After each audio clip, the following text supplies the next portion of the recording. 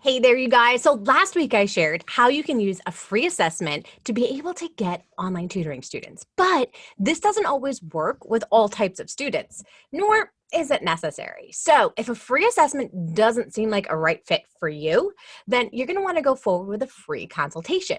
So what you say and what you don't say in your consultation is going to make all of the difference in a student who's going to be able to move forward with you or choosing another tutor.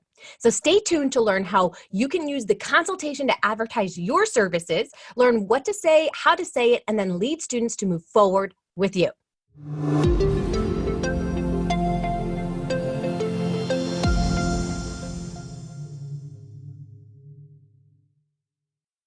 My name's Joanne Kaminski, and I was using a consultation, a free assessment, and then 2 free sessions. Why? Well, I really just didn't know any better, honestly.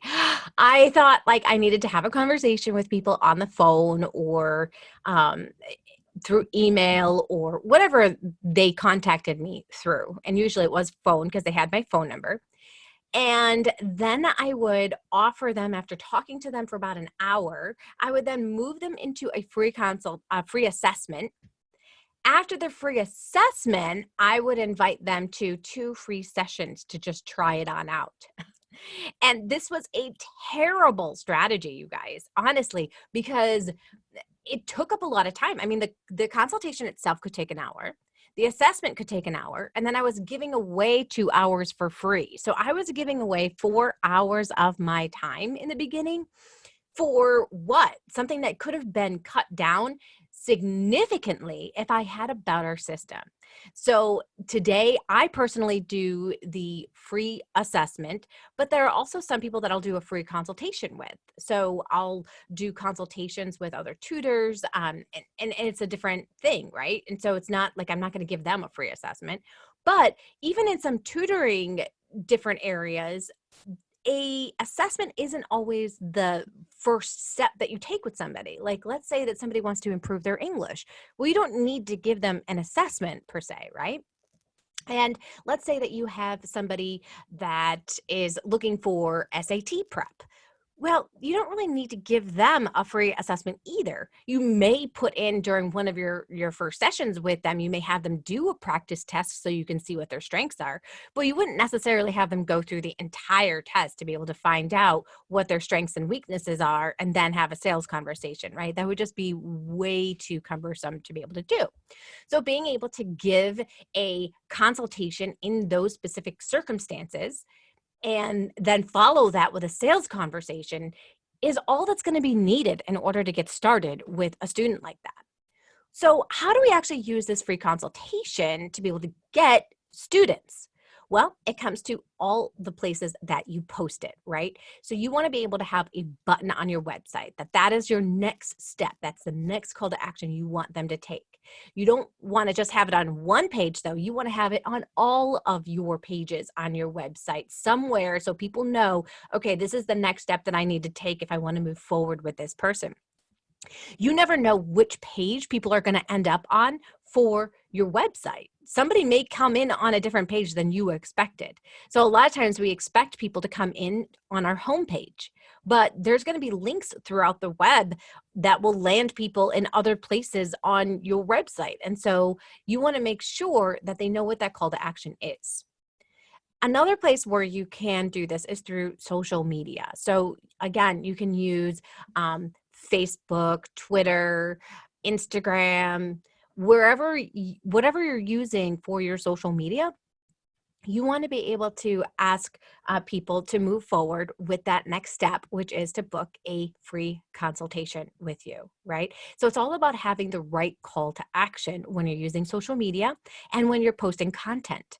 A lot of people, when they're posting content, they will just kind of like end their content, but they won't give a call to action. And I'm going to share an example at the end of what is a call to action. You're going to hear me invite you to a next step consultation.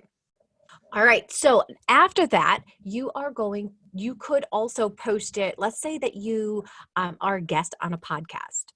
Then you would be able to invite them to a free consultation at the end.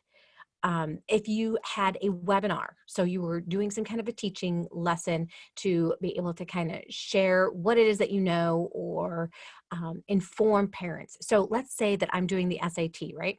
And I have a webinar that I create that is 4 things that your child needs to know to increase their score by 300 points, okay?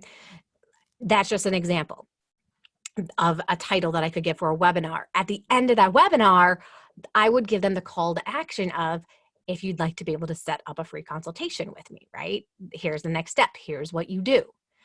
If I were creating a video on YouTube, I would do the same exact thing. At the end, I would invite them to a free consultation. Also think about like your Facebook business page. If you don't have one, you can create one. Or even if you have a group that you are creating inside of Facebook, you could do that as well. If people ever have questions online about certain things, you can invite them to a free consultation if it feels like the next best step and that would serve them the best. So, is this stuff helpful to you guys? Do you like content like this? If so, then hit that subscribe and that like button. And if you're listening to this podcast, please leave a review. All right, so do you use a free consultation right now? I would love to know how it works for you. All you need to do is comment below and share what your experience has been like. Now, I'm going to give you some tips about the free consultation.